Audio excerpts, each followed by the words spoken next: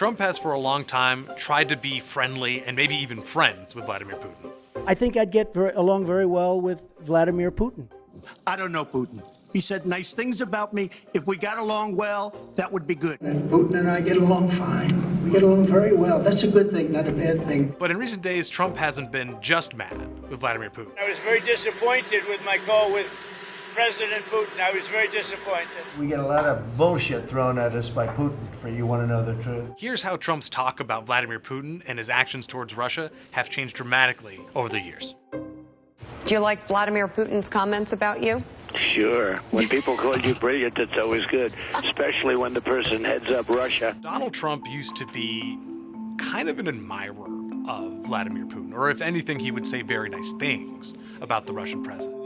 The fact that you say you can get along with him, I think I'll be able to get along with him. Do you think the day that you become president of the United States, he's going to change his mind on some of these key issues? Possibly. It's possible. I don't know, Matt. It's possible. When Trump first joined the political scene, he was pretty open about wanting to revive relation with Russia. Russia had already invaded Ukraine in 2014, and there was a lot of discussion in Washington about whether the U.S. should increase the pressure on Moscow or if there should be a more conciliatory measure. And that was Trump's whole MO during the 2016 election, that Putin was not so much of a bad guy. Will I get along with him? I have no idea. It's very He's a possible killer, I though. won't. Putin's a killer.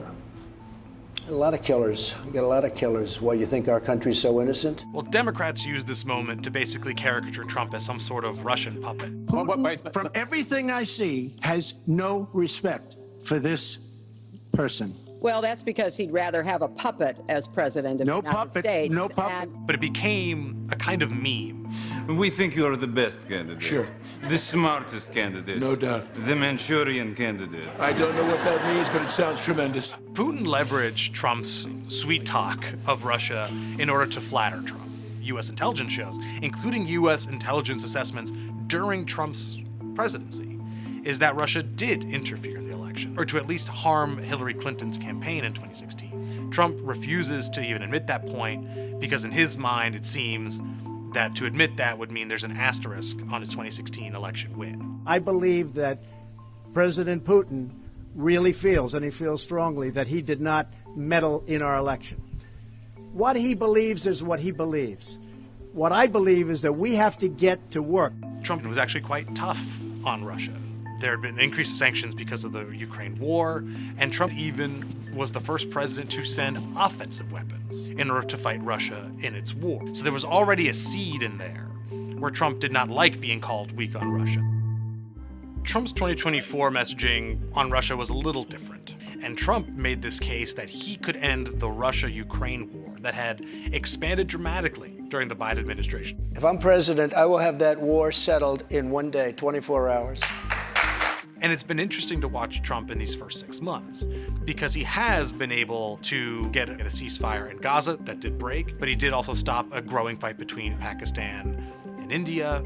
He also brokered a deal between the Democratic Republic of the Congo and Rwanda. But the one place he's still unable to make it happen is the one place he promised he could do quickly, and that was the Russia-Ukraine war. You've now been in office for 5 months and 5 days. Why have you not been able to end the Ukraine war? Because it's more difficult than people would have any idea. Vladimir Putin has been more difficult. Trump keeps calling for a ceasefire and has even at one point put on Truth Social, "Vladimir, stop." Putin has only responded with more missiles and more bombings of Ukraine, and that has clearly angered the president. I said, when are we going to end this, Vladimir? I've known him for a long time now. I said, when are we going to end this bloodshed, this bloodbath? It's a bloodbath. I was very unhappy with my call with President Putin, and it just seems like he wants to go all the way and just keep killing people. But what we're seeing now is Trump realizing that his efforts to end the war, that his own boast that he could end the war because he knew both Putin and Zelensky well from his first term, that those boasts aren't panning out. And it is a promise he has not yet fulfilled. And his anger is spilling out into public. A lot of bullshit thrown at us by Putin, for you want to know the truth. He's very nice all the time, but it turns out to be meaningless. Does it portend some sort of radical policy shift where all of a sudden a Trump-led United States is going to pressure Russia in a way that it hasn't, that it's going to support Ukraine in a way that Trump has not yet done so? It's hard to know, but for right now, in this moment, Trump is as angry at Putin and at Russia than he's ever been. And that could make this quite the pivot point, not only for Trump's foreign policy, but for Trump's presidency.